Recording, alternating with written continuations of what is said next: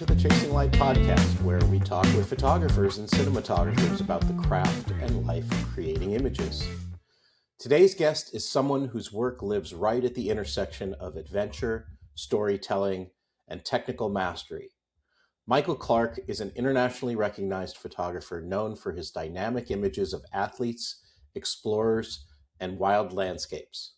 His work has appeared in publications like National Geographic, Outside, Climbing, and Men's Journal, and he has built a reputation for capturing moments that most photographers would never even attempt to reach. Whether he's hanging off a cliff face to photograph elite climbers, documenting remote expeditions, or testing the limits of modern camera systems, Michael's images combine precision, creativity, and a deep understanding of the environments he works in. Beyond his photography, he's always widely respected for his detailed gear reviews, technical writing, and educational resources that have helped countless photographers better understand the tools and techniques behind high-end image making. In this conversation, we'll talk about how Michael got his start, what it takes to photograph athletes in extreme environments, the evolving role of technology in outdoor photography, and how he continues to push himself creatively after decades in the field. So whether you're a photographer, an adventurer, or simply someone who loves powerful visual storytelling, you're going to enjoy this one. It's my pleasure to have Michael Clark on the Chasing Light podcast. Thank you. Thanks for having me. Oh, it's my pleasure. Your work is spectacular. Really love all the sports and amazing photography that you do. So, and it's a pleasure for me to be interviewing you today. I have a ton of questions, and I usually start out with how did people get started in photography. But yours, you studied physics, right, before becoming a photographer. Before I became a professional photographer, yeah. Yeah. And how did any of that influence kind of the way you approach photography? Many ways, yes, because physics taught me how to problem solve and to really think through a scenario and figure out how to work your way through it. I think any of the sciences does this, but physics in particular really forces you to figure out problems and solve them. Though I actually started photography long before I got into physics in university. But I didn't become a professional photographer until after I worked in physics for a little while and then gave that up. And how did you get started into photography from the physics world and college? Well, let's see. My last year, so it took me 5 years to get through university. Physics is, as you understand, pretty demanding topic. And I was by no means the smartest person in the classroom. So I had to study 15 hours a day and work super hard to even get a degree. But it took me like 4.5 years to get my physics degree. And then I begged my parents to let me take one extra semester just to do some fun classes. So I took a mountain geoecology class that last semester, along with some other fun classes. I thought, well, different than physics. And one of the guys in the class was a climber who worked for NOLS, the National Outdoor Leadership School. And he had been climbing most of his life. And so I asked, like, hey, would you be willing to take a newbie out like me? And so we went climbing over spring break for 7 days. And I thought, wow, this is a crazy cool sport, and just got totally hooked. And so I worked in physics for about a year, but then my climbing, I just wanted to be climbing all the time and doing mountaineering and, all different forms of climbing. And so I kind of just quit physics and became a traveling climbing bum, cruising around the world climbing with little to no money, going into debt mostly. And that's your parents must have loved that, right? Oh yeah, the parents loved that. From physics to climbing bum really was, very happy about that, facetiously. Yeah. But that's when photography came back in, because climbing was officially interesting. It was something pretty cool to photograph and share that experience. Mm. So that's how And I kind were of. you doing photography before that? I mean, just as like messing around Mm-hmm. with it, or yeah, okay, Well, my story goes back. I'll do this briefly because when I was 3.5, I drew a quarter on an envelope photographically real or very wow, close to it. Showed it to my mom, and she looked at it and she was like, "There's no way this kid drew this." So she thought it was some sort of rubbing or tracing or something, and made me draw it again. And we just realized I had this God-given gift. I could draw things photographically real. And I was in art wow, classes from then on, before I even went to kindergarten, up until I was 18. And so when I was 13 or 14, I started studying photography. The school didn't have a photography course, but I found out one of the teachers at the school had a photography. Well, he was a professional photographer as well as a school teacher. So we set up a darkroom in the lab. This is the mid 80s. mm, And he took me under his wing and we spent every afternoon in the closet at the school. This would wow, never happen that's now, great. but just me and him, Yeah, processing images, film images, processing film and printing images. And I would go out with I think I had an Olympus OM1 and a 100 millimeter lens. That's all I had that was my dad's camera. Um, and the school paid for film and processing amazingly. And that's basically, I did that for like a year and a half and interned with him at his portrait studio and shot weddings with him and realized I never really wanted to shoot weddings. Um, right. but then that was just part of my art upbringing because I kind of did every form of art you can think of, from glass blowing to sculpture to painting to Prismacolor pencils. I mean, you name it. Wow, So that's really cool. I dabbled around with photography before I went to university, and I studied Mm, physics because I wanted to be an astronaut. Um, but that didn't quite work out. yeah, yeah. Math was not my favorite subject. I can tell you that in high school. Yeah, well, it's not most people's subject, you know. Yeah, And I was decent at math, obviously, because I studied physics, but I wouldn't say I was like, blown away. I essentially got a yeah. math degree and a physics degree because if you get a physics degree, you basically get a math degree as long Get a with it. math That's degree. Yeah. how it works. But And you grew up in New Mexico, right? well, I've lived in New Mexico the last 30 years, but I grew up Okay. in Wisconsin, and then Okay. my father became a professor at Texas Tech University in Lubbock, Texas, which is, I don't know, I hated Lubbock. It was flat, boring. And then I escaped to the University of Texas at Austin, is where I went to university. Gotcha. Um, and then after university, I was all over the world, but I lived in France for almost a year and then moved to New Mexico when I came back from France and Gotcha. started my career here. So I've been here for 30 years, or at least my stuff's been here for 30 years Wow. since I traveled quite. Um, yeah, I need to get to New Mexico. You believe it or not, I've not been there yet. It's a cool state. The light here, I mean, I drove around for 3 months figuring out like where am I going to move to start this career as a photographer, specifically photographing rock climbing and mountaineering. And I looked at where all the other climbing photographers in the world were in the United States. And there weren't any in New Mexico, but the light here is unbelievable. This high desert, altiplano. It's not pastels like the south of France. It's very hard, intense light, but it's Mm. unbelievable and gorgeous just because of the high altitude and the dry air. So you were in the south of France? Because I spent a number of years in the south of France, not living there, but my parents would take me there in when I was a kid, Mm-hmm. like many summers.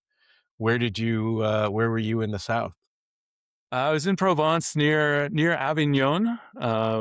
Okay. There's several rock climbing areas. I mean, France has some of the best rock climbing on the planet. And Yeah. there was a little place called Buttes, which is an old rock climbing area from like the Okay. early 80s, um, in the Luberon Valley, which is just to the east of Avignon. East. Yeah. So, I mean, I was traveling all over the place. So living there is, I was just there. I didn't have like a house or anything. I was cruising Right. around, but I spent a lot of It's time a down. special area down there. It's really beautiful. We used to go to like Definitely. And it has its Juan own a quality of lot. light too. So you can see kind of why I was drawn to New Mexico with this chasing the light, as the name of your podcast. Yeah, So yeah. Um, was there, early in your career, was there specific, early assignment or moment when you realized like this could be like a career doing hmm this? I didn't know because, I didn't know any professional photographers in this genre. I mean, I didn't even know this was a job when I started. I just knew that what I was doing was quite interesting, the climbing part of it. And I was so obsessed with it that I wanted to share that with people. Um, and it was while I was in the south of France. I did like a Hmm. 5 month bike tour too through that area, carrying my climbing gear and camera gear on the bike. Um, Wow. and I think I spent 3 or 4 months in Buttes, that climbing area I referenced earlier. And I ended up meeting some of the best climbers on the planet, just by Wow. being there and camping. There's a big camp area for that place. Um, so I ended up photographing some climbers who were like the world's best climbers. And I had Hmm. no exposure to this at that point. And one day it dawned on me like, these pictures might actually be valuable in the sense that people need to see this person doing this thing here. And so I thought to myself, well, when I get back to the States, I'll submit, let's just say 3 submissions and see how it goes. And so I submitted to Climbing Magazine, Rock and Ice, both of which are no longer, I guess none of these magazines are in print anymore. And then Outdoor Yeah. Photographer, I submitted a different article on a landscape thing. And I said, if I can get these 3 submissions published, then maybe I'll make a go of this as a career, not having any clue how difficult that was. But they Right. all 3 got published. So I got pictures Wow. in That's both the amazing. climbing magazines, and then Outdoor Photographer published an image and an article I'd written. Um, and it's funny, it took me like 5 more years to get another picture in the Outdoor Photographer.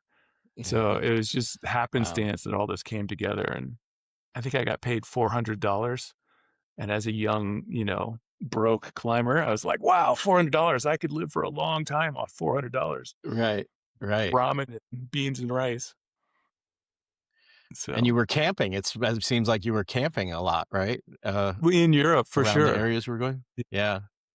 And had a very Yeah. inexpensive apartment in Santa Fe back when that was even possible Hmm. in the mid And 90s. you,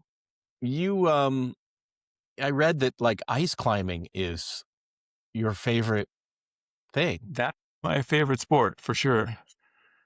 And Um, what is it about ice climbing? It seems like it's like one of the more dangerous versions from the layperson who's standing by, like, yeah, that it's that that it's an dangerous. esoteric sport to be sure. I mean, most people have never even seen a frozen waterfall, much less Yeah. thought about climbing it. Um, and it was again Brian, the guy who taught me how to climb that I met in that class in Austin, taught me how to ice climb. Mm, It was probably 2 or 3 years after I started rock climbing. I'd already done a bunch of mountaineering with him, but we hadn't done any like vertical waterfall ice climbing. And we went to this place called Ouray, Colorado, which is just around the corner from Telluride. And it's basically Mecca in the world for ice climbing because it has mm, man-made ice climbs that are 200 feet tall. And there's hundreds of them right there next to the town. And it's a great place to learn. It's a great place to ice climb. That's part of the reason I moved to Santa Fe is because I'm close to that, yeah. close-ish to that. Mm, It's like 5 hours away, 6 hours away. Um, and I mean, how many sports do you get to stab things and kick things? It's just the weirdest yeah. sport. And every time, I've been doing it for 30 years. Every time I ice climb, I just get halfway up a climb and I'm just like, look down. I'm like, this is insane what we're doing. But it's It looks just so insane to cool. me. It can be Yeah. pretty miserable, to be sure. I mean, you can freeze your hands. There's this thing called the screaming barfies because you've got your hands up and you're holding them above your head for so long. If you don't release your ice axe, then all the Huh. blood rushes back into your hand and it feels like your hand's on fire. Um, Wow. and anyway, it could be It just fun. seems like, I mean, regular climbing, I feel like, at least you're holding on to, this rock that's this Mhm. sturdy thing, generally. Whereas with ice, I don't know, it just looks like you could hit a thing and the whole like ice could come down, you know? Yeah. I mean, as with most climbing sports, if you live through the first year, you're probably going to be okay. I'd say climbing's by far the safest sport I photograph. I mean, by a long distance. Driving your car Wow. is way more risky Yeah. than climbing generally. And ice climbing might be a little more risky than rock climbing, but I wouldn't say it's that much. I mean, if you know Interesting. what you're doing and you stay within your abilities. Yeah. Um, Skiing, for example, And is way more risky than ice climbing, I would say. wow. Okay. Just Um, analyzing. yeah, yeah. Um, well, I guess there's a lot more people that do it too. So there's right Definitely, more. for sure. Yeah. Yeah, ice climbing is a Um, very small sport, to say niche, the yeah, niche sport. I'm sure probably all the best ice climbers, being something that you're a bunch of them, so interested in or sure. whatever. Yeah. Mhm. Um, is that like your most favorite place to go climbing is in Colorado, ice climbing, or is there like other places around the world I mean, there's that are amazing like or a places all over the yeah, world, but Ouray is just easy. You can go yeah, climb easy to more in get a to. day there because most ice climbing is typically hiking for 2 hours or longer, climb this Mm, thing, which may be 1,000 feet, it might be 100 feet, and then hike back out for 2 hours. So, in most ice climbing, you're not climbing that much, you're just hiking a bunch. So mm, Ouray is unique in that respect, in that you walk 10 minutes and you can climb all day. Just keep nice, rappelling in and climb out because it's a nice. gorge, actually. And there's a bunch of my ice climbing pictures on my website are from Ouray. Um, Yeah, they're amazing. People go check them out if you haven't seen them. Uh, so adventure sports photography, it happens obviously in extreme environments. And so what are some of the like biggest logistical challenges you face on shoots? Because I notice you like to use flash a lot outside, mhm, and you've developed techniques to do that. I mhm. know not all of your things you photograph are lit, but what are some of the logistical challenges you face on some of these shoots that you're doing?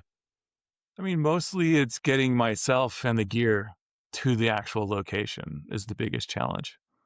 Um, and it just depends on how much gear. If we're taking strobes, then I might need two or three assistants just to haul all this stuff into the location. I remember one climb, or one, not climb, but one assignment, we were shooting whitewater or kayaking, and we had to hike probably a couple miles in down 1,000-foot cliff to get to the location where we're going to shoot the kayakers.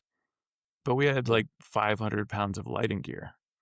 So we had like wow. two or three assistants, and we each had like 80 to 100-pound backpacks, so it's physically quite demanding on some shoots. In other shoots, it's just dealing with the elements. Maybe it's horrible weather, Yeah. whether it's wicked hot and humid in the Amazon or, snowing sideways. Um, Do you usually get the opportunity to kind of scout that location before you even like are there with the team and everything, or are there many times where you just show up and you have to figure that out on that it day? it depends on the assignment, but if I'm using lighting, I'm definitely going to go scout it if I can. If I Hmm. can't scout it beforehand with my own eyes, then these days I'll definitely use Google Maps and kind of really analyze what it may look like and kind of figure stuff out. But there's definitely shoots for, say, Red Bull where I don't get to scout it fully or see what's actually going to happen. So I have to kind of Yeah. on the spot figure stuff out pretty quick. Um, but the other thing with Especially, my I would work is, assume some of the skydiving yeah, I stuff, you don't mean, really scout you that, don't right? really know how that's going to look. But Right. on the flip side, I mean, most of my work in the adventure world is pretty preconceived and discussed between me and the athlete. So we have an understanding of what we're doing, and everybody knows what's going to happen and how it's going to happen.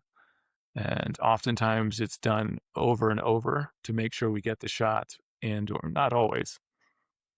Yeah. So especially with the lighting, if we're doing strobe work, then I'm going to tell the athlete, like, you need to do this 10 times so we can make And how do you sure. and how do you yeah, that you're getting the shot. How do you balance like the safety aspect of things versus getting the That's shot? always I mean, tricky. And that's yeah. always priority number one for sure, because, if you're hanging off a cliff with a climber, you're usually right next to them. You don't want to like accidentally bump them because they might take a huge fall or something. Or if you're swimming in the ocean, sort of surfing, you don't want to get in the way of the surfer if you're swimming in the ocean, even if you're on a jet ski or a boat. Um, if I'm shooting mountain biking or something like that, I've had scenarios where I just walked away from shots because I thought the athlete was pushing it too far. I'm sure they Mm, could have pulled it off, but I didn't want to find out, right. for the fact that we Yeah. need a helicopter to come in and pick the guy up. Yeah, because I So would assume like some of these extreme athletes, they're pushing those boundaries all the time, and so yeah. they think, oh, it's a shoot, it's for whatever it is.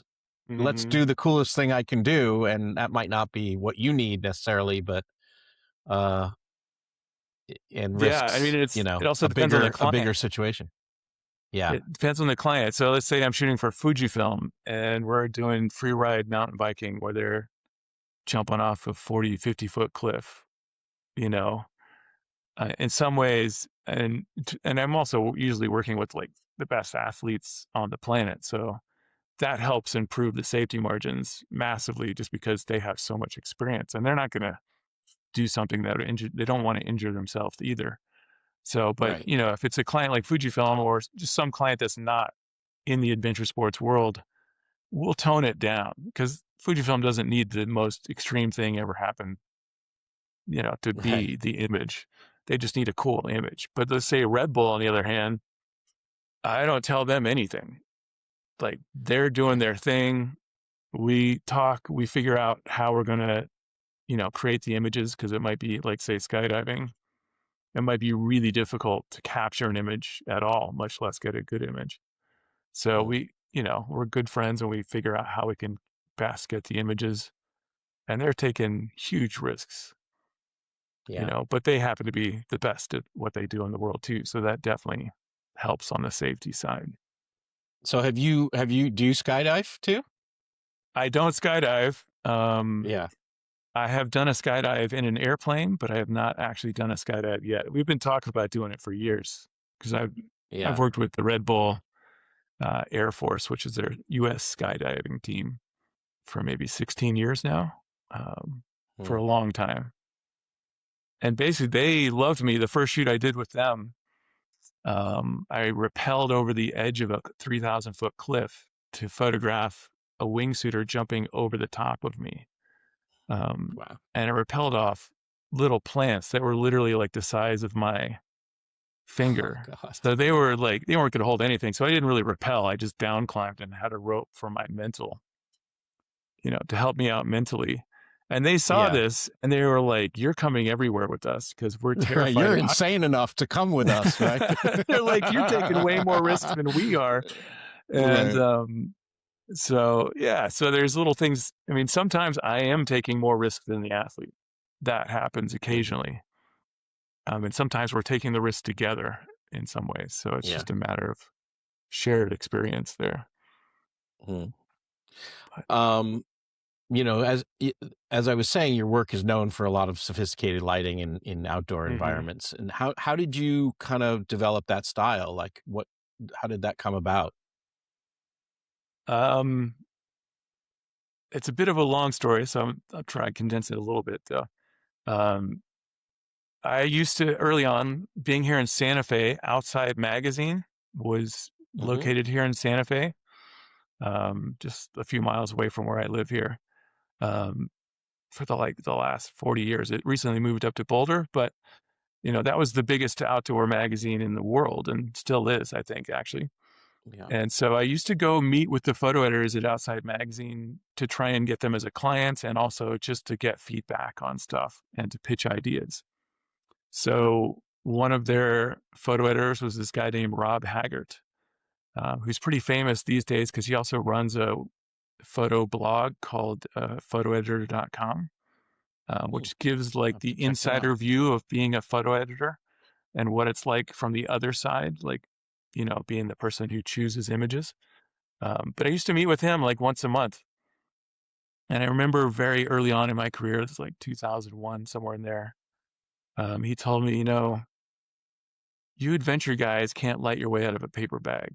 He's like, I can't. This is back in the film days. And he was totally true because we were all terrified of flash and strobe because in the film days, you couldn't see what was happening. So you Yeah. had to really know how to use a light meter and some fairly serious technical aspects of strobes and flash to actually pull it off. So, and he's Plus, it like, was more gear you have to carry, right? yeah, Wherever well, you were there's that going. too. Exactly. Yeah. And more expensive for sure. But he was like, look, I can't hire you. Your adventure images are great. Your action images are amazing, but you can't take a portrait to save your life. Mm. So, if I hire you, I'm going to have to hire somebody else to go take a portrait of the person you photograph. So I'll hire the fashion guys and they'll get a great portrait. And sure, their action images won't be that great, but at least I hire one person to do the job. And so Interesting. he was like, my advice to you is go buy a Hasselblad and some strobes and figure it out. And apparently he told this advice to everybody. Um, and I just happened to be one of the very few who listened to him. So the next big assignment I had, I saved up some money and bought a used Hasselblad and some cheap strobes and I started figuring out. And so it's been a long 20 plus years trying Process. to Yeah. learn the lighting stuff. But it was that conversation that really spurred my like creativity with the strobes and also just, as for yourself in your work, trying to stand out from the other people doing it is really difficult. And Yeah. in those early 2000s, nobody was using strobes in the outdoors, like zero people, because it was a pain in the butt and we were still in the film Yeah. days. But as soon as digital came along, say 2004, 2005, I started really trying to take what I'd learned from shooting portraits with flash into the outdoors to light up athletes, hanging off a cliff or whatever they were doing, to make something different. And there were maybe two or Yeah. three of us in the US we started seeing the skateboard photographers who were using strobes all the time because they were shooting at high noon. So they kind of had to use strobes because the light was horrible. Yeah. And we And took it's a that little bit approach. more accessible, right? To bring it Definitely. to You're a lot some, closer to your yeah. skateboarder than we are to the climber.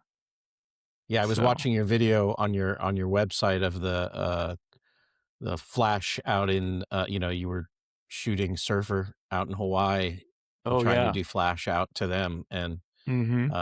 you were talking about how difficult it was to one, you needed an enormous amount of, you know, flash Gear. power, right, to get it 500 feet out into the water or whatever. Hmm. But then just the timing of waves and all, all everything coming together at one time. Definitely. And I mean, it paid off big because that's kind of when my career really started to ramp up, is because I was doing something quite unique. And it was Hmm. so technically challenging that not many other photographers, I mean, we're talking a handful, could even figure out how to pull it off, much less do something interesting with it. Um, and I also got sponsored by Linchrome somewhere in, like 2006 or so, who's one of the major flash manufacturers. Yeah. And even helped them design some of their strobes to work better for these scenarios, using these technologies where we could shoot at 8,000th of a second with a flash to darken the Yeah. background. That's how that surfing picture came about, because that had been tried like a million times and nobody was able to pull it off till then. Yeah. No, that was And even amazing. we And almost even, didn't pull it off. yeah. Yeah, but I mean, even the one shot that you said I mean, I'm sure you got more than one shot, but the one shot that you showed in the video No, got was one really picture. cool. That was it. Yeah, We got it was one really picture, cool. one usable picture. Yeah, Yeah. but it was And it wasn't cool. even that Very great. cool. Yeah, it was I more thought of it a was pretty proof of cool. concept. Mhm. Yeah. So And how do you decide like on these, you know, different projects, like when you want to use natural light versus, you know, artificial light?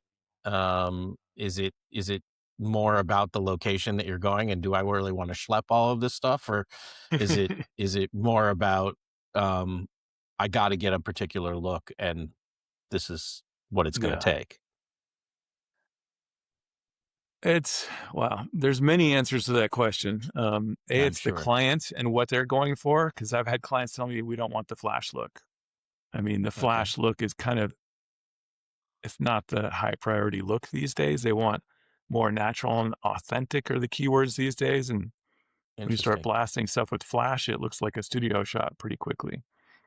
But it also has to do with budget. Like, can I Mm, hire assistants to carry the stuff in? Because sometimes I can't. That's not always the right. case, but that's part of it. And it's just, you know, what we're going, how much time do we have? You know, with some of this stuff, I don't have much time. So setting up flashes and trying to do something super creative like that just isn't going to happen. Yeah. Because all Have you these, found that go ahead, oh, go ahead. sorry. No, No, I I was just mean, gonna say, it's have you found that budgets have gone down, you know, oh, and that yeah. has yeah, Since 2010, they're like 80% down from where they were before that, yeah, like okay, massively. So, I mean, you know, the world's changed and video is now more important than stills in yeah, a main scheme of things for social media, which I'm sure we'll talk about later. But yeah, yeah. I it's mean, are you doing a lot more video? I mean, I do see that you know, when going to your site, you have some video pieces that you're doing in like kind of docu kind of form and that type of mhm, stuff. And I think, you know, when I was talking to Justin too, I've been like, hey, you should do you should do more video of your workshops and stuff that you do and not just, you know, stills, because it's great for people to see kind of the how you it know, works. you guys in boats going around the Mhm, Antarctica or whatever it is, you know. mhm. I definitely do some video. It's not just me. If I'm doing video, it's a team for sure. It's usually Yeah. 4 or 5 people minimum, to get decent video. But it's a totally different animal. And usually, if we're doing video, I might be shooting stills, but there's a whole different crew shooting the video, and I'm kind of helping Mm, manage everything or directing it. I'm typically not the person shooting the video, though sometimes I am. Um, you know, and I'm happy to do video too. I don't get as excited about video as I do about yeah. stills for some reason. I think it's because I'm a control freak and I'm kind of always worried. Well, are they getting the shot over there? You know, just is it all coming together? Yeah. And honestly, the creating the shooting the video is the easy part. That's not that hard. You know, capturing something Right. on video. It's putting it together after the fact that's a total nightmare. And editing the Yeah. video is that's your forte. So I mean Editing that's the the real video, art. and in my world, too many cooks, right, that want to have Exactly. Well, you yeah. know, their hand in the pie. Mhm. So um And even in my world, that's the case because you send a video, you know, usually the client gets 2 or 3 rounds of revision, and yeah. man, you know, it can get crazy fast. Well, that, and I think the concepts get watered down, you know, like I work with Mhm. lots of directors and they have amazing ideas, and you know, that idea is what sold the agency or Mm, client on whatever it is, and then by the time the job is done, everybody's hands have been in it and they've watered down the original concept so much that it doesn't even look recognizable to the original idea, right? So yeah. that And is that's the beauty something of about stills. video versus still. Yeah. Yeah, you have more control, and you can have more of one person's input on it at least, or a couple people's, you know, mine and the athletes. Yeah. Um, and there's just something about the power of the still image for me that I've had this discussion with a bunch of my athletes lately that I work with just because we're in this social media world and video is dominating. And I understand video gets more eyeballs. It's just how it is. But if you make an image that really is, you know, that's my job is basically to stop people in their tracks long before social media and magazines, wherever the images were appeared, the idea was your image was so powerful that people had to stop and look at it. And it's still that case today. If you create some incredible Yeah. image, I mean, it can blow up on social media just as much as any video. Um, Sure. It's eliciting a response, eliciting emotion, eliciting something. mm, And sometimes I think it's more powerful than video because video, you have less interpretation, right? You're seeing mhm, everything, yeah, laid out for you. Whereas in a still, you have to kind of imagine it. It's almost like the written word versus an image. If you're just mhm, writing it, you have the ability to imagine what that might be. As soon as you see a still, you're, you know, okay, now I relate to what that yeah, environment that person was thinking or writing about. And then when you have video now, it's just, well, okay, the whole story is laid out for you. I don't that's need the script yeah, anymore. I don't, yeah. I don't have to I have an know the story. imagination. Yeah. Mhm. Yeah, and it's the So, rare video that goes beyond that, but still images seem to have a longer lasting impact if they're really good and they really, yeah, you know, hit at the right moment, I think. for Um, sure. eh, Are there I mean, going back to the technical, I mean, are there lighting techniques or tools you think, outdoor photographers often overlook? Obviously, just using flash in general, potentially, but are there other things that, you know you know, people people overlook that they should think about? when using flash Yeah, or for like lighting techniques or things that that they should consider. yeah, I mean, specifically in the outdoors, I think, early on, we just started blasting athletes with flash from any direction just because it looked cool, even though it didn't make any sense. Like, where's this light coming from? So I think Right. over the years, I've definitely refined my lighting techniques to try and mimic something that's at least semi natural looking. So it Like doesn't where look the sun is actually coming from or exactly where like it's yeah, above the yeah. person, not coming from underneath them, not like a Right. car light, down below the rock climb or something. Um, and and trying to balance it with daylight a little easier though. It definitely looked. I mean, the lighting techniques I use, this high sync technique, which I mean, it's super geeky technical how you sync the camera with these strobes because it was developed by Pocket Wizard 20 years ago and then Hmm. perfected by Linchrome 7 or 8 years later. And just pulling it off to actually sync it up is pretty difficult. And you need very specific gear and very specific like reflectors and light modifiers to boost the light so that it actually gets to the subject 100 feet away. But I think Because it's that back. your shutter doesn't sync at 1/8,000th of a Well, second typically, but necessarily. it will So sync with flash with right. this technique at any shutter speed. So it really opens the door, like that Yeah. surf picture you referenced, to allow us to put light on subjects at a really far distance, which is not Hmm. the normal way you use a flash. Right. But I think my background in starting in the portraiture world and then, learning portraiture lighting and then applying that to athletes is the key to making it look natural. Hmm. And these days, there's a lot of photographers using lights outdoors very effectively, creating Yeah. amazing work. Do you think that would So be easier with like the Hasselblad X2D because of the shutter being inside the lens, the leaf versus shutters, being the leaf shutters not versus necessarily actually, I know, because I I mean, used to because I know own, you're a Fuji shooter, so that's why I'm asking. yeah, Because but I used to own a Hasselblad, like the big cameras before the mirrorless. It cost Mhm. more than my car. It took me like 5 years to pay the thing off. I got that to further my portraiture, not necessarily for shooting action because the autofocus was glacially slow. And I have actually done shoots where I used both my Nikons and my Fujis and my Hasselblad back in the day. And the leaf shutter only allowed you to go to 2,000th of a second. And mine on that camera only allowed me to go to 800th of a second. So it's quite limiting in that respect. So I don't know, with the newer camera, I would need to do more testing. And my Fujifilm, I can put leaf shutter lenses on it and use the leaf shutter. Oh, Um, okay. but it's limiting in some ways Yeah. compared to this other technique. Hmm. So, I mean, I'm really looking forward to global shutter in all Yeah, cameras I bet. because I bet. that will be way more powerful than what been doing and slightly easier. Um, Yeah. so anyway, And then it won't it's matter. And then it won't matter. As you at can all. see from what So I've been saying, I'm a total that physics background is coming in that I'm yeah, using my ability to problem solve and to uh, really push technology as far as I can to be kind of on the cutting edge of what's possible with the cameras and the flashes. Um, and the harder I push there, the more unique my pictures look, and that way I get hired because I've yeah, pushed it to a certain level.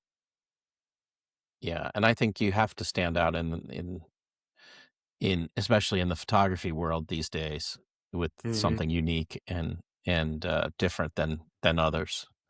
And I think a lot of your work has done that, over your career. I mean, you've worked with brands like Red Bull and National Geographic and others. So how do you think your approach differs between like editorial storytelling and your commercial work?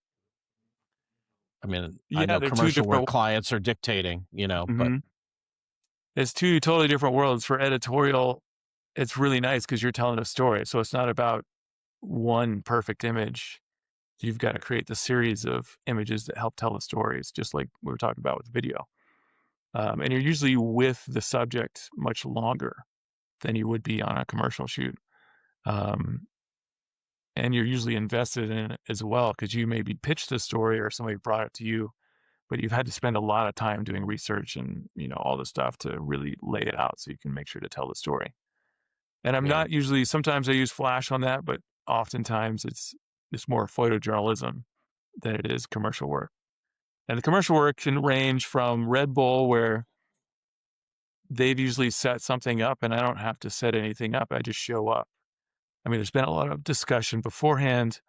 And sometimes Red Bull, the last few shoots I've done with them, they've basically come up with ideas that are almost impossible to photograph. And so it's a collaboration with me, the athlete, and the client trying to figure out how we can even get images, and get yeah, what they've thought through or what I see as the possibility. Um, so it's a major collaboration on that side.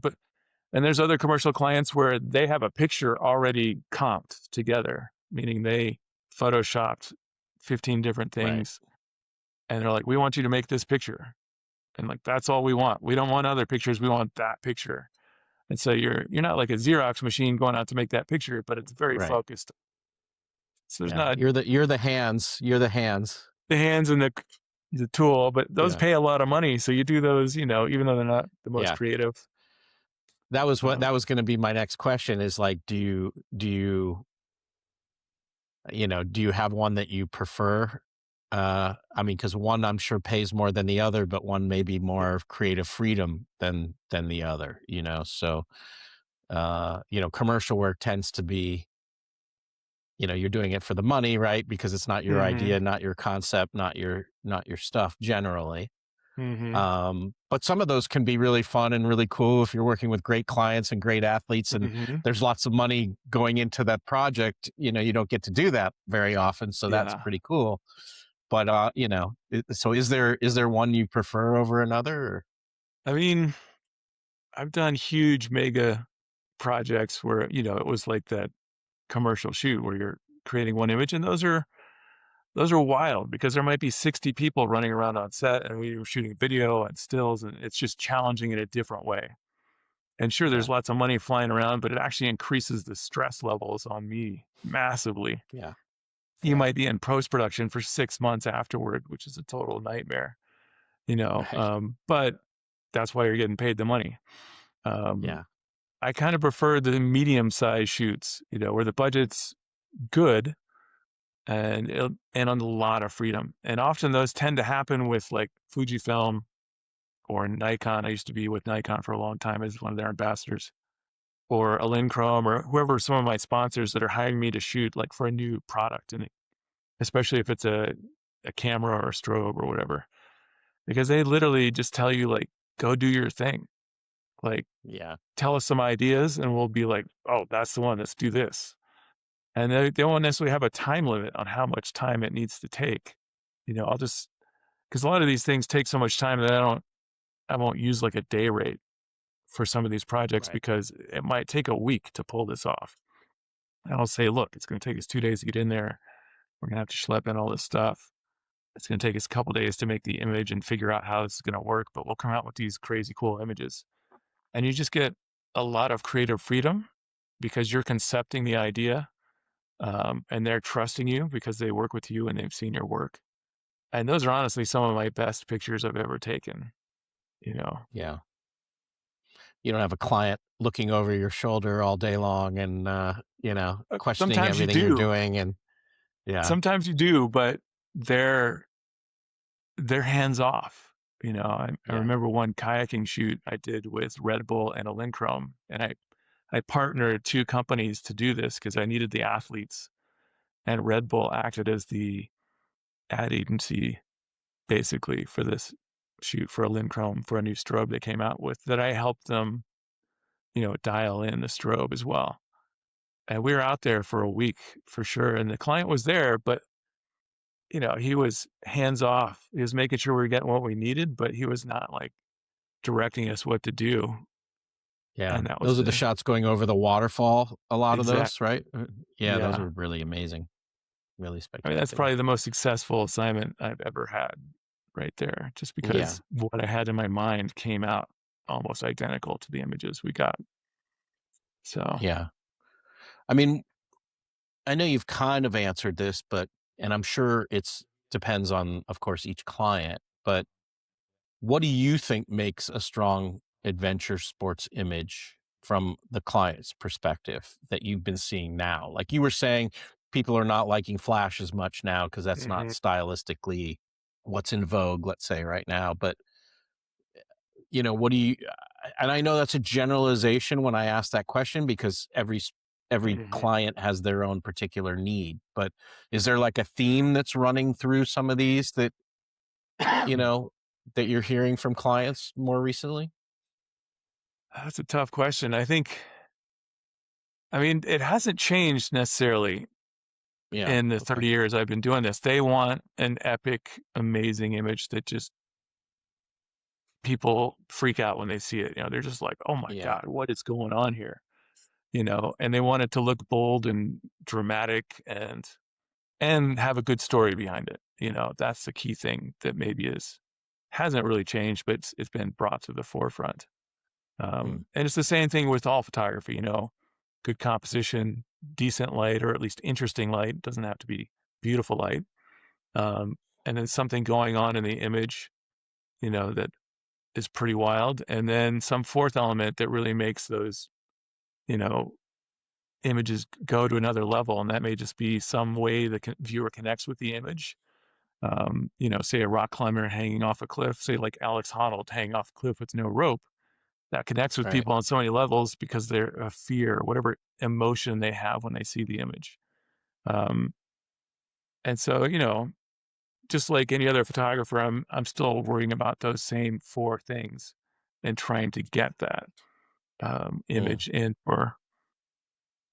And usually, I mean, honestly, these days, I don't know if I should say this, but I keep getting older, but the art directors and the photo editors keep getting younger, and a lot of the Yes, I clients know. don't know what they want. I mean, some clients do, like Red Bull. Those guys know what they want. They know what great photography looks like. Yeah. You got to deliver every time you shoot for them. But some clients, they don't know. They're like, well, we think we want this, but talk to Yeah. whoever, and I don't always shoot just adventure stuff. So sometimes it's New Mexico tourism or a tourism board or something else. And they have an idea of what they want. And I'm like, no, we'll get that. That's great. And then I'll go off and do something different and knock their socks off.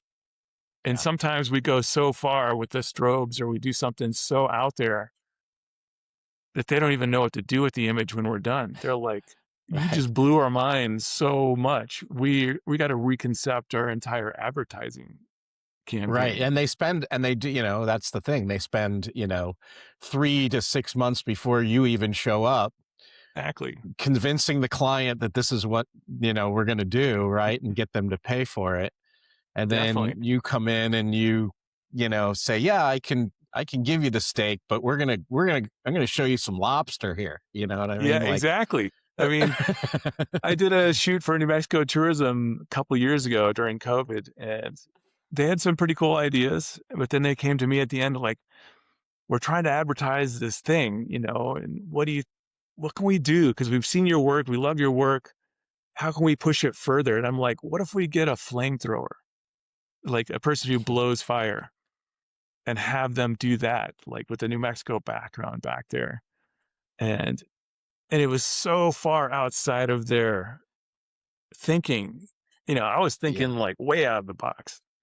And I was like, we could pull this off. This is not a huge deal. We could light it up with strobes. We can make it look really wild.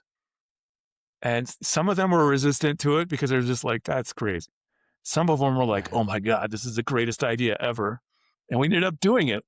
And I think it was one of the best days they ever had on a photo shoot because we found that turned out there's like a circus troupe here in Santa Fe that travels all over the United States.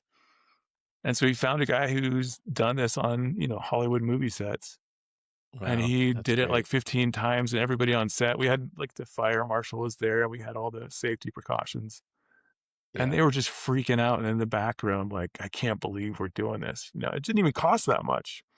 Right. So Right. It's just nobody had thought of it. And and that's, nobody had thought of it.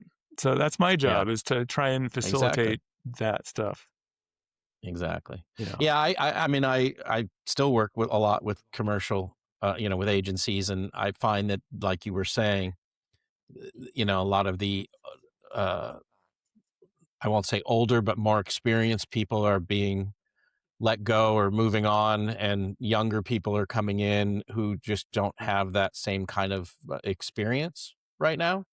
Mhm. And and so it's a lot harder for them to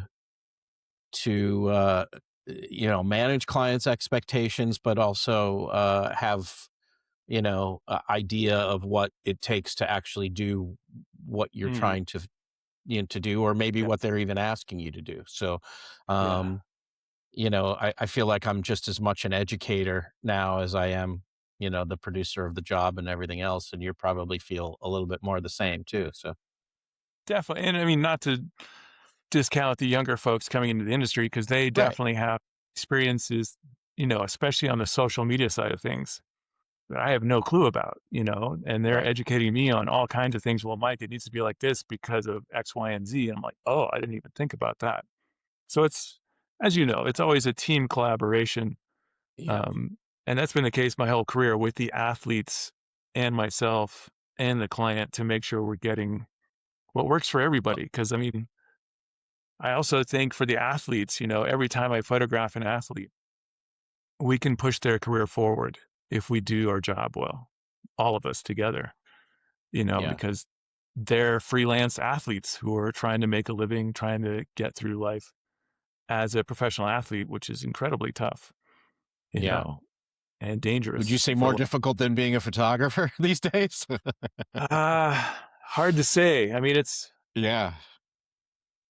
being a pro photographer is like, trying to be an NBA player. It's Yeah. really difficult. And it's, I think, one of the hardest ways to make a living.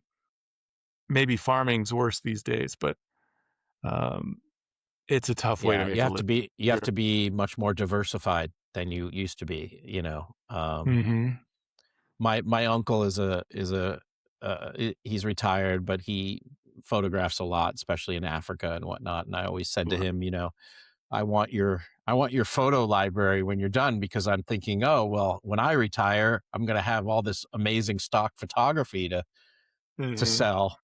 And now there is really no stock photography business, right? So Yeah, I used to shoot a it's lot of stock in that Vaporize 15 years ago, right. it seemed, you know, Absolutely. and my mentor Um, actually was one of the top stock photographers in the world and made millions, in the 80s, 90s, and early 2000s before it evaporated. who was your So, mentor? Who was your mentor? my good friend Mark Romanelli, who he's not Okay. very well known as a photographer, but he had ads with major companies all over the place. He had, he shot a lot of motion stuff in the film days and had, Hmm. pieces of his motion in Super Bowl commercials. And because it was stock, his name was never associated with it, but he made a lot of money and was a phenomenal and Interesting. still is a photographer. Well, Uh, yeah, there's a guy, have you ever heard of Louis Schwartzberg? oh yeah, I've heard him. Yeah. Yeah. He started out in Heard a my lot. industry, and he Mm-hmm. ended up doing lots of time-lapse work and that type of Mm-hmm. and time lapse and made a huge stock business doing that kind of stuff. Back when it was hard to pull that stuff off. Yeah. Yeah. Yeah.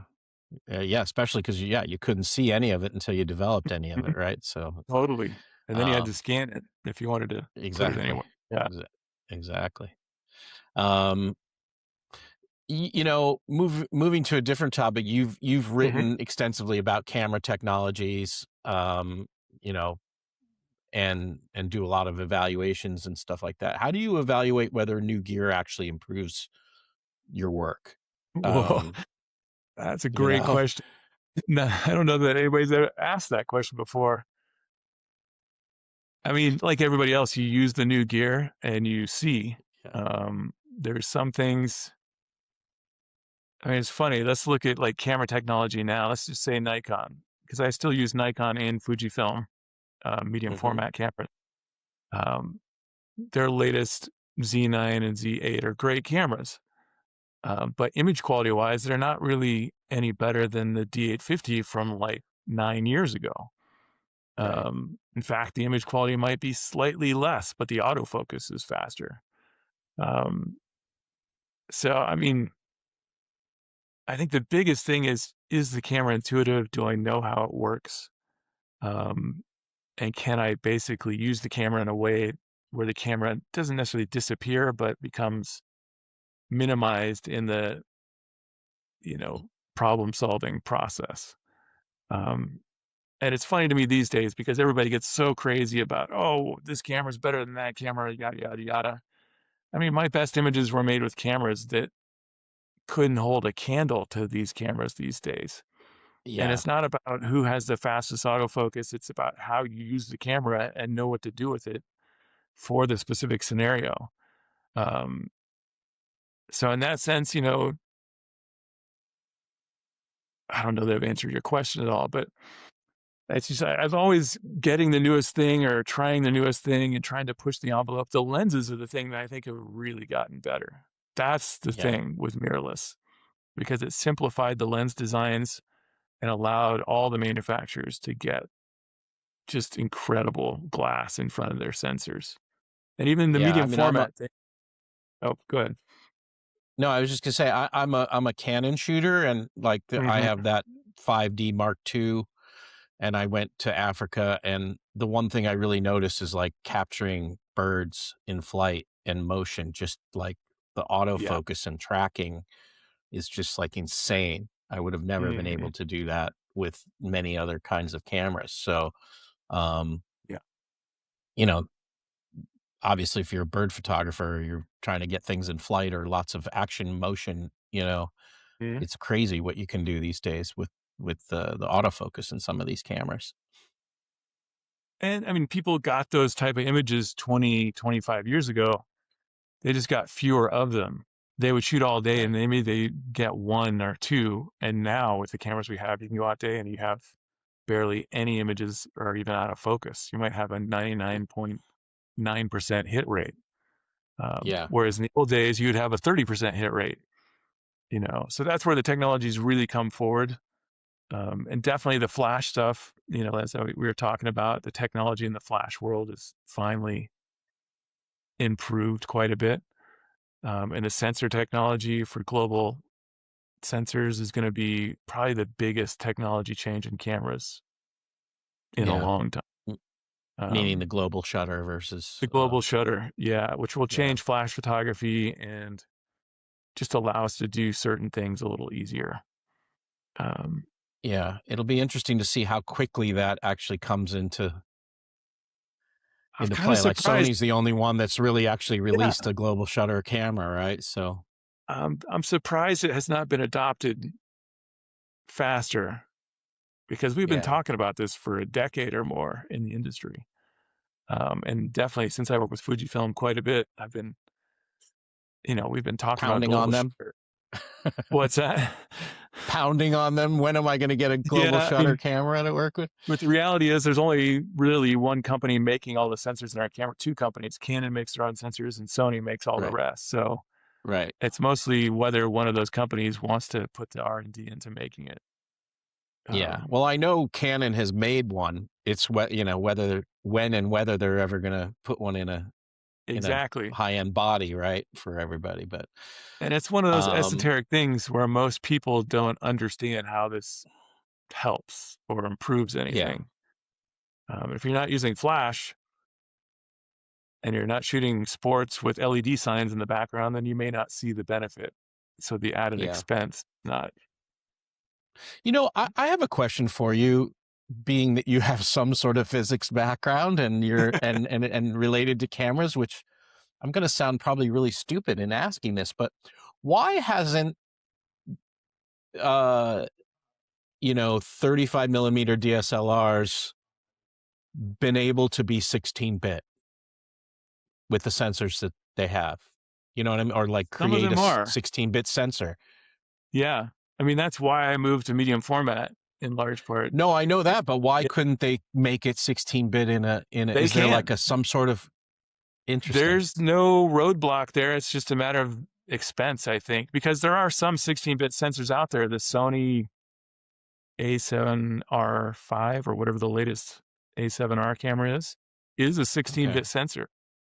And I think you can choose 16-bit or 14-bit in that camera. But that's one Oh, of the okay. I very thought it few. down converts. Okay. Or maybe it does down convert. It shoots in 16-bit, but only outputs in 14. I don't know what the exact story is there, but it is a Yeah. true 16-bit sensor because it's the same sensor that's in my Fujifilm and in the Hasselblad. It's just a smaller version of that chip. Yeah. Um, and the camera companies could do it.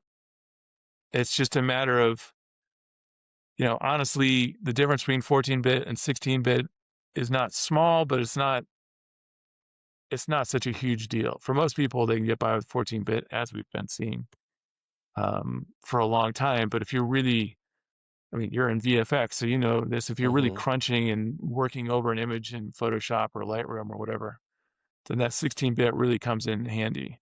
Yeah.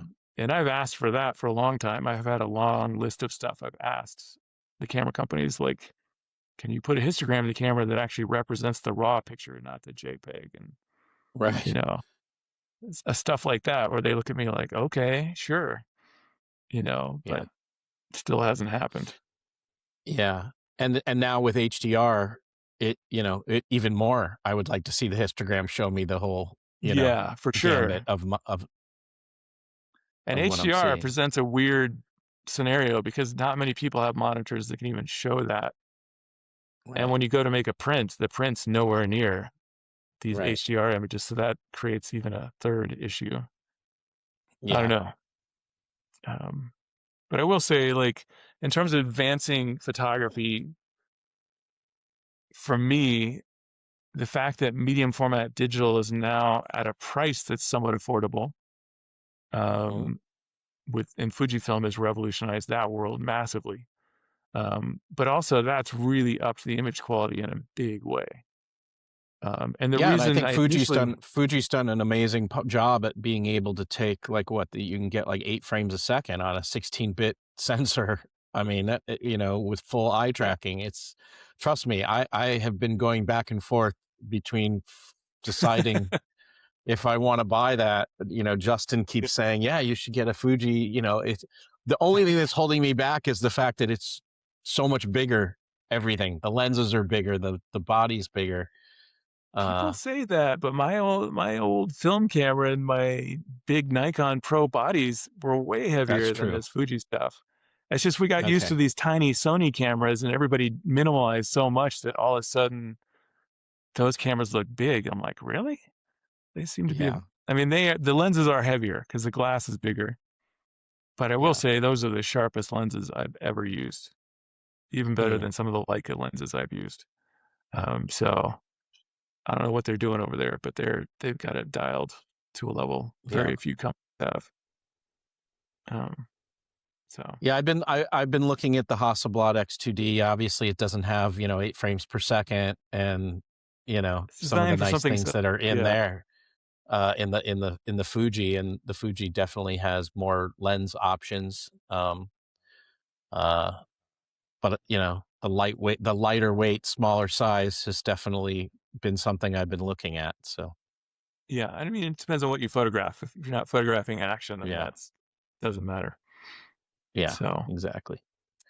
Um, are there pieces of your gear that you consider like essential for working in these extreme environments that you go in? I mean, um, it may not be the gear you think of, though. I think the cameras are all right. incredibly tough. I mean, I've had my Fujifilm cameras on an ice climbing shoot coated in a half inch of ice. Like the Wow. entire camera was a brick of ice, and I had to breathe on the buttons to melt the ice to push the button. And Wow. then I went back to the hotel and just set it on the carpet because I couldn't get the memory cards out and let it melt. Thaw. Still use that camera to this day. It was totally fine. Wow. Likewise, I've Have you had told Nikons Fuji and that story? Have you told the Fuji guys I have. that? Yeah, that's great. They I must wish I love had that, taken hearing that. I wish I had taken a picture of the camera, but it was just so miserable snowing Yeah. sideways that day that I didn't think of it. But I've also had cameras in the Amazon where, we're dying. It's 100 degrees, 108 degrees, and 100% humidity, and we're just barely able to function. But the cameras are fine. For Hmm. me, the gear that's really key is like the gear I use that I wear, the climbing gear, whatever I'm trying to Yeah. make me comfortable out there. And if I'm using strobes, then I have to have the very specific gear there to pull it off. Um, Yeah. Obviously the right cameras and lenses or whatever. Um, Sure. does that answer your question? Kind Yeah. of. No, it does. It does. I mean, I tend to find the same thing. Sometimes it's not the camera gear. It's It's it's what I'm it's me. wearing. It's like, it's the I backpack mean, that I realize is oh man, twice as heavy as it probably needs to be, yeah. right? I Mm-hmm. didn't need to It's the bring that suit other I'm lens wearing. that I never used, Mm-hmm. but Yeah, um, I mean, that's the thing I joke about is that I might be a halfway decent photographer, but I'm a excellent Sherpa. Like I can there you carry a go. 100-pound backpack for hours, and that has been the Wow. key to my career because I need Wow. to get this amount of stuff into the location. And I've also frozen my buns off on some shoots, and I come back thinking I'm going to buy that Everest jacket because I'm never freezing like that again, or whatever it is Yeah. to keep myself because I've even my last 5 weeks of travel, I came back sick. It's been a hard reentry here. Um, Hmm. just if I'm not feeling well, then the creativity doesn't flow that well, and I don't get as Yeah. good of images. Not Yeah. that I'm sick, but if I'm miserable, then it's really Right. hard to think Comfort, about getting comfort, comfort is a big aspect, especially when you're hiking in somewhere, right? totally. Yeah. Yeah. Um, you've taught workshops and written, hmm educational materials for photographers. What do you think photographers struggle with the most today? I mean, this might sound strange, but it's definitely the post production, like digital workflow, but specifically color management and dealing Hmm. with color. That has been the bane of digital photography forever. And just knowing how to do the technical parts of that, like calibrating your monitor, getting the right type of monitor that'll show you all the colors. And, even the room I'm sitting in, even though you're seeing a small part of it, my doors, this room is painted 18% gray with a very Hmm. specific paint that is made by a color management company so that when I close the blinds and turn on my, light bulbs that are Solux light bulbs that are daylight balanced, that everything in here is color managed in the entire room, not just the monitor. So that Wow. when I hit print on the computer and make a big print, it looks just like my monitor, It's not to say that that's the end all be all of photography, but that's a pretty big aspect of color work these Absolutely. days. I Yeah. mean, you're in the post production world, so for motion, that's Yeah. huge. Well, and Uh, also just like if you're printing yourself, ink and paper become expensive. So the more you wait, can work out that process up front, and not on Totally. each image. the, And, you know, and if somebody else is printing your work, it's even more expensive and out of your control. So right. yeah. And I mean, that's why I wrote my ebook on digital workflow. That's 700 pages, and it has crazy detailed information on color management and digital Hmm. workflow in general. But um, you touched on it earlier, though, like making a living as a photographer, having to be diversified. I've been pretty diversified from the very beginning, just because I had to be. So that's why I Yeah. started teaching workshops. I live in Santa Fe, and the Santa Fe photographic workshops were here. So the reason I started teaching workshops is because one of the biggest photography workshop facilities in the world was here in Santa Fe. So I knew Reed and some of the people over there. Um, and I found it was a fun way, and that I enjoyed teaching to some degree. And I enjoyed giving back to the industry, instead of just taking from it, it feels like when I'm working. Yeah. And I also learn stuff when I teach that I would never have thought about. It's helped me learn what I do better, and paid some bills.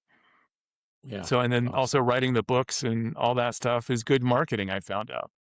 So there's Hmm. many different aspects to these things beyond just the assignments. Yeah. What advice would you give photographers trying to break into adventure or outdoor photography these days? Oh man, I'm sure you've probably been asked that got to be before. careful how I answer this, because photo industry, Hollywood's got some issues these days. The photo industry's been in the toilet for the last 2 years. It's a tough place to be right now. Lots of my peers Yeah. are hanging up. But with that said, Is that there's because always AI too? AI affecting social that, you media and think? AI, Yeah, social and media. Yeah, that's what I was just tariffs gonna. are really killing the industry pretty hard right now, Okay. at least for me. There's many factors these days, just like there are for Hmm. Hollywood and, the way Yeah. people consume media. Um, but there's still room for talent. If you've got a specific way of seeing that's really engaging, if you work hard enough, I think, it comes down to working super hard, being really obsessed and passionate about what you do. Talent's like the last thing on the list, I would say, but you either have the talent or you cultivate the talent by working hard. Um, and by working hard, I mean the first 10 years of my career were 15-hour days every day for 10 years, no days off. I'm saying, Yeah. like, you got to work like you want to be an NBA basketball player. It's everything. It's your life. This is not really a job. This is like a lifestyle where you happen to make Yeah. money from it. Because the phone rings, the client wants you to go somewhere. There's no like, oh, sorry, I've got something else going on. Right. You got Unless you to have another drop it right assignment, now. it's like you're going. So Yeah. everybody in your world has to kind of understand that, and you've got to give everything to make it happen. Um, you may not be buying that fancy new TV because you just put the money into this personal project or a new camera or whatever. Um, and maybe this is the same for every freelance thing. I don't know. I'm sure it is to some degree, but I think for myself, I wanted to know the hard stuff early on, and I was lucky that a photographer, a Nat Geo photographer, very early on, like laid it out for me and made it crystal clear that this was epically difficult. And I think that helped, because I think most people coming into the industry, they think, oh man, look, my pictures are great. I'll be killing it here in the next year. This will be a home run, no problem.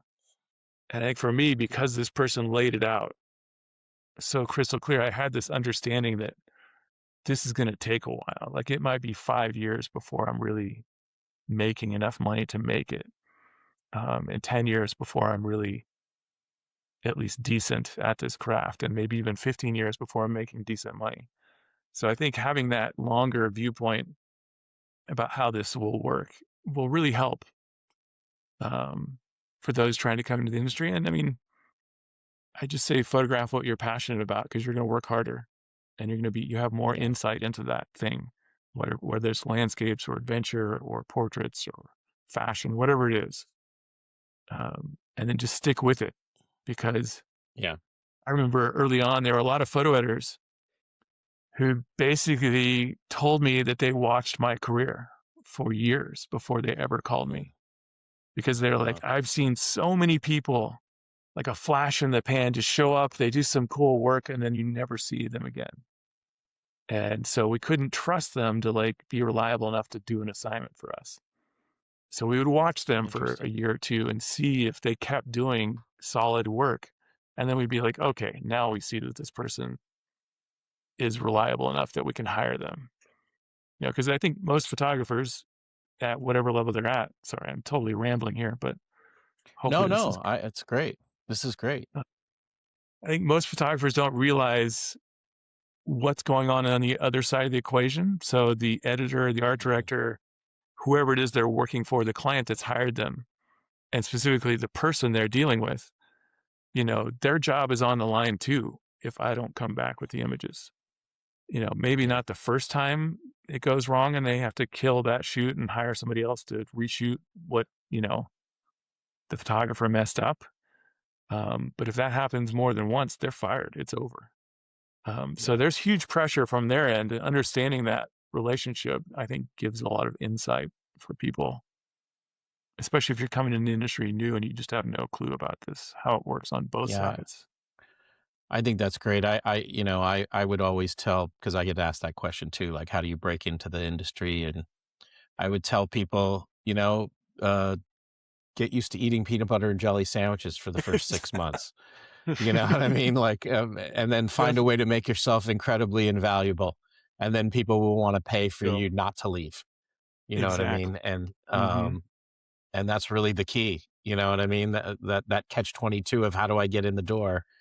It's literally you say you'll work for free if that's what it takes, and you just you prove that you can do it and that you become an invaluable resource to And that's whoever it. it is because Yeah, yeah. becoming How invaluable and doing something that other people can't do. That's pretty tricky when you're just getting in, but that's key to Yeah. sticking around for sure.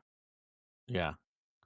And you mentioned social media. I mean, for you, how does social media changed, the landscape as a professional photographer for you?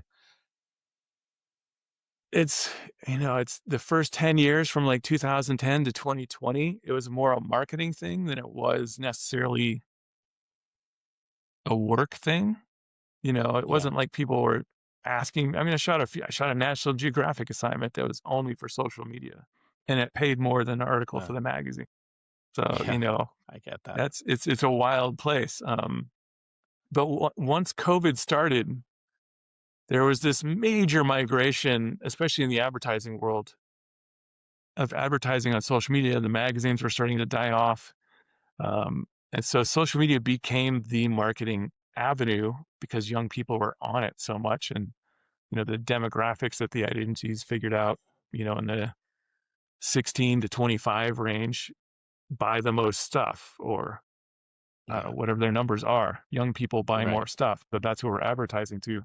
So you have to meet them where they're at. Sorry, I'm saying what everybody knows No, this already. is disposable income. They have a lot more disposable income at that age, in I theory. don't know how, because I didn't have it at that age, Right. but anyway, I guess Right. some people do. Um, but um, but it changed, whereas social media became the place the advertising was done, and that completely changed the industry, and is still changing the industry. Yeah. I used to think being an influencer was just like, why would anybody want to be that? And now that's the thing, Yeah. quote unquote influencer. But Do you it's do you think massively. it's helped you? Do you think it's helped you in terms of getting your work seen by more people? I mean, from It the definitely opposite point of did. view of not just as a Yeah. client, what clients Hmm. need, but like for photographers themselves in terms of getting more exposure and getting more potentially seen by people? It definitely did, because I was tied in with National Geographic and still am to some degree. Like, they would publish my images on their Instagram accounts. And Hmm. they have, I think National Geographic has the largest Instagram account that's not like a celebrity, or Yeah. Instagram itself. They have like hundreds of millions of followers. So that really helped. That got me a lot of followers. Um, it didn't necessarily get me clients, because it wasn't necessarily clients checking me out as much. I got Right. really lucky early on in my career. I was part of ASMP, which is American Society of Media Photographers. It's a photo organization that helps promote the rights and issues of photographers to the government and helps bond the photographers together. And they ran a seminar that I went to on SEO, so search engine Mm. optimization for Yeah. websites. And we're talking like 2008, way back. Um, and this guy was just showed like, here's how you optimize your website to be found on Google. And so it was a very geeky, techie, not super fun scenario, webinar Right. talk, but it was critical information. So I went home and did everything the guy said. And then literally 4 or 5 months later, I was showing up number one on Google when you put in adventure photographer or adventure sports photographer. And that's still the case to this day. And that's the reason I have a career, because I'd be long gone That's if I awesome. haven't done that. So I think in terms of my Mm. career, that's done way more for me than social media. Because I used to get calls from people all over the world like, hey, we want this image, or they just found me because I showed up so high. That doesn't necessarily matter as much these days, obviously. So social media is definitely part of it. But Right. in terms of me getting assignments, it hasn't changed. It's mostly about me creating amazing work, putting it out there, and then somehow creating buzz around me and my work. And that's the way you advertise these days, myself, at Yeah. least my work. Um, Well, and I assume but because, of your experience and the fact that you've been around a lot and people have seen your work, you've developed a lot of, you know, relationships with different types of uh, clients or editors or whatever it might be. mhm. So they know that you exist and that Uh, you are a reliable resource. And that doesn't mean they're going to call you every time, but at least they totally. know that Yeah, you're, one of the people that they're considering. And that, getting to that point is a huge thing just in itself. So, um, definitely. And I mean, my role has changed in some ways too. I'm that senior photographer now because I've been doing this for 30 years. And I might be on a shoot yeah, for Red Bull as the principal photographer, but they might also hire some young up and comer who's, has a huge following on social media, way bigger than mine, and is doing TikTok, yeah, and they have a different avenue of reaching people than I do. So yeah, the client might be covering their bases on social media. Not that I'm going to post the images on social media too, but just hit a different market on yeah, social media. And that's where yeah, Red Bull in particular is pretty amazing because they have the largest social media presence of any company on earth. I yeah. mean, It's those crazy. guys doing their social media marketing blow me away every time I get to hang out with them and just hear Yeah. the numbers and like how do they do. I learned so much talking to them. Um, They spend a so we're fortune coming to an making all the end. Yeah, math. yeah. We're coming to an end, but I do have a couple other questions. One is, if you could photograph any adventure athlete, past or present, who would it be and why? Wow. I've thought about this a lot. Luckily, you sent this question to me earlier, or I'd be stumped right Yeah. now. But um, I mean, I've been lucky in that I've photographed an incredible number of athletes in a wide variety of sports because I photographed so many different adventure sports. Yeah. But I mean, as an old school climber, that's where my heart still is. It would probably be somebody like Reinhold Messner, who was the first guy to climb all 14 of the 8,000-meter peaks. Wow. Um, Yeah. and I mean, I wouldn't have been able to keep up with the guy, but it would have been cool to at least been there to document some portion of that. Sure. Yeah, yeah. Yeah. That's cool. Um, and then I guess my last question for you before we go is, um, if someone listening today, to the conversation walks outside tomorrow and looks at, nature differently because of your work, what do you hope they notice? Or, not just nature, Hmm. but, you know, athletes or the sports, a particular Hmm. adventure sport. What do you hope that they get or take away from your work? Well, maybe two things, if that's okay. Excuse me. Yeah. Um, most of my work is humans at play in the outdoors. And I think we as humans particularly forget that we're part of the animal species on this planet and that we're integrated with this planet in the same way that every other animal on the planet is integrated with the planet. Um, and I think, just a love of the nature, but also realizing our place in nature and appreciating it in that respect. But also on the flip side, I've had this quote that I've used in a bunch of talks, and I'm trying to make a book out of this, my work. And the title is "A Fulfilled Life Lives on the Other Side of Fear." And most of Mm, my career has been an exploration of fear. And I mm, think, and that's actually the more fascinating side to me, the mental side of a lot of these sports than even the physical side of it. Because sure, I create these cool pictures of people jumping off cliffs or doing whatever they're doing, surfing huge waves, but the mental preparation and the risk analysis that these athletes have to go through to actually do that is pretty amazing. And I think most people never really think about the risks they take, either intentional or unintentional. So I would ask people to think more about the risks they're taking. You know, I just said earlier in the podcast that driving a car is more dangerous than going rock climbing. That's a statistical fact. mm. And I think most people like skiing. Skiing's one of the most dangerous sports that most people do and have no clue how dangerous it is. Like if you stand at the Yeah. bottom of a ski area and just sit there and watch how many people come down in sleds, you may not ever go skiing again because it's a lot of, you'd be shocked, at your Yeah. average ski area. Um, and my whole world is about analyzing risk, for myself, the athletes, how I'm affecting the athletes' risk level. Um, Yeah. and in the opposite way, like if you sit on the couch and watch movies all day and eat potato chips, you're accepting a different form of risk, in terms of heart disease or whatever. But just think about what you're doing in the world and how the risks you take on. And I would challenge people to, you know, look at these risks and overcome them, overcome your fears. And, I mean, some fears are valid and you definitely don't want to push the boundary there, but other fears are just things in your mind that you can overcome. Let's say you're going skydiving, which I haven't done, or you're going rock climbing or whatever it is that you're going to do. Maybe you're stepping out of your comfort zone it may not be a big deal to most people, but for you, it's a big deal.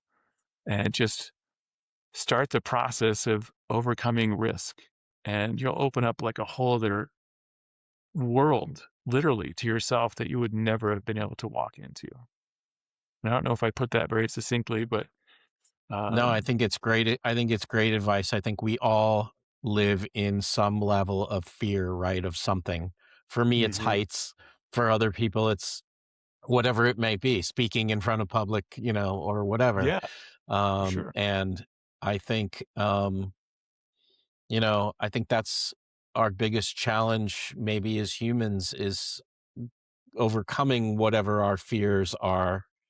Hmm. And that's maybe why some of what you do in photographing these people who are taking these, what is perceived as really high risk from the layperson, is so, we're in awe of. But Hmm. for them, it's not maybe as risky and it's not viewed as risky. And, like you said, driving a car, why don't people have that awe of like they're about to get into a car and how many people get killed every year from that Yeah. or whatever? We just don't think of it in those terms. And your photography kind of brings light to this world that people have a lot of fear over. Hmm. And, um, you know, we're seeing people overcome, maybe they're not fearful, but we feel that they're overcoming their fear, and we're seeing these things and we're just like, wow, I could never do that, I could never Yeah. ice climb or whatever. Hmm. But the reality of it is you could. It's just there's this thing in your brain that's stopping you from doing Exactly. that. So I think I mean, I wouldn't have I a think that's career if I wasn't a rock climber before as a pro photographer. because becoming a rock climber taught me how to deal with risk and pressure. And, when you're belaying somebody holding the rope for your fellow climber, you literally have their life in your hands. And so it teaches Yeah. you a lot about living. It taught me how to, because I was scared of heights too. We're all scared of heights.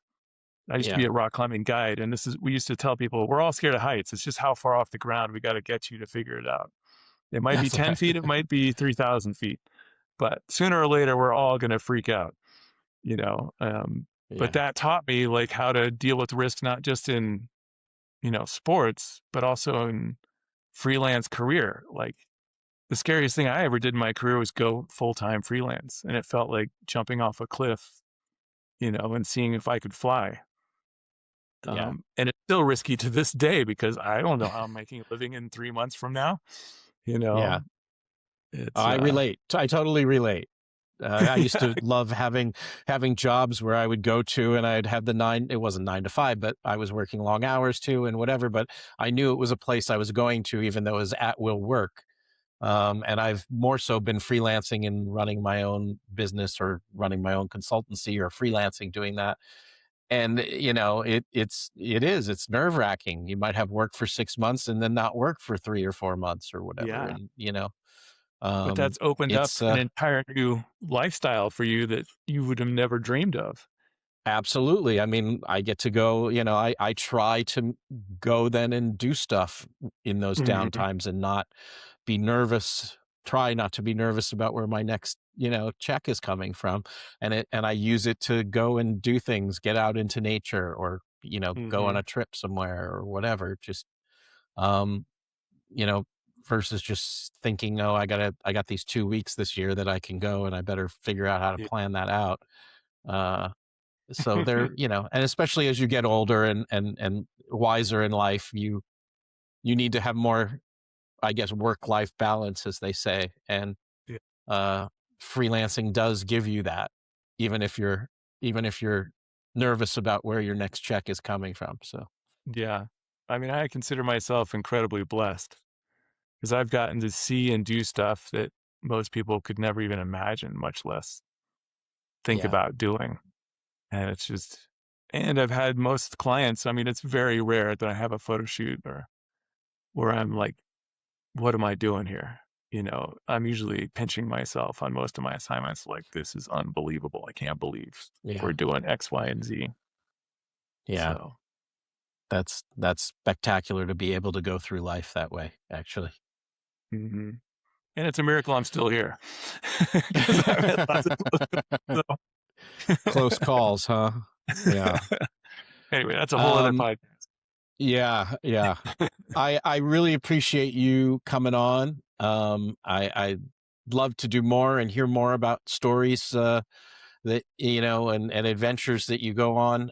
So maybe we could do this again at another time when you've got some news stories and new adventures to tell. So really Definitely. appreciate your time. Thank you very much. Thanks for having me.